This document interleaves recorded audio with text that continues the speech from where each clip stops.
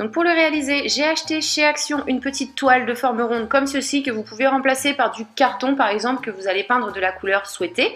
Ensuite sur Pinterest, j'ai trouvé ces petites étiquettes à télécharger et à imprimer donc sur le site Les Petits Cadeaux, donc que vous pouvez retrouver en vous rendant sur ce site et les imprimer tout simplement. Donc moi j'ai pris ce genre de motif parce que je voulais quelque chose de doux afin de le mettre dans la chambre de ma fille et que ça s'accorde avec ses couleurs actuelles, mais il y a également d'autres coloris et d'autres motifs disponibles comme celui-ci par exemple qui est un peu fade aussi pour Noël, mais il y a plein de motifs différents à chercher si vous le souhaitez. Donc je vous rappelle, vous allez sur Pinterest ou bien sur le site Les Petits Cadeaux, vous tapez étiquette de Noël et vous allez trouver.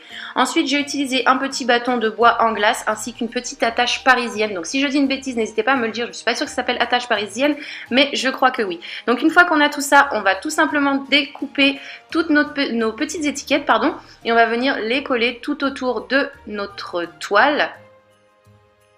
Tout simplement, tout autour, comme ceci. Donc on va les placer avant de coller pour être sûr qu'ils soient correctement mis en place. Et une fois qu'on est sûr de notre coup, on colle tout simplement. Donc moi je vais utiliser de la colle en stick.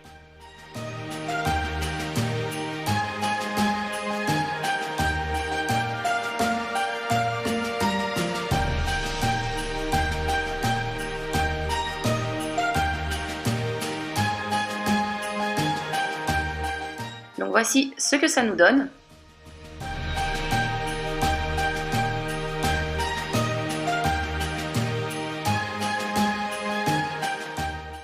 Je prends ensuite mon bâton de bois et je viens y faire un petit trou au niveau de l'extrémité.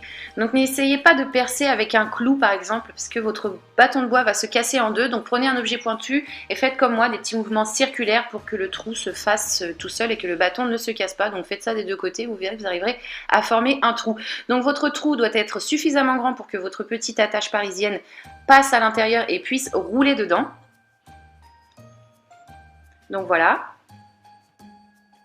Ensuite, on reprend notre toile, on va la retourner et on va essayer de trouver son centre. Donc on fait ça un petit peu à vue d'œil, essayez de faire quelque chose d'assez bien centré, d'assez précis pour que votre aiguille, entre guillemets, soit correctement placée. Donc une fois qu'on a fait le petit trou de repérage, on vient percer avec une aiguille.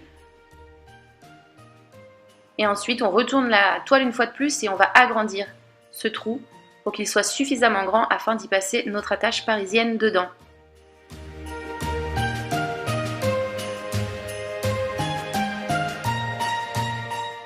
Je prends mon attache, je la mets dans mon bâton de bois. Donc comme je vous l'ai dit, le trou doit être suffisamment gros pour que le bâton de bois puisse pivoter. Et une fois que c'est fait, on met le tout dans le trou de la toile.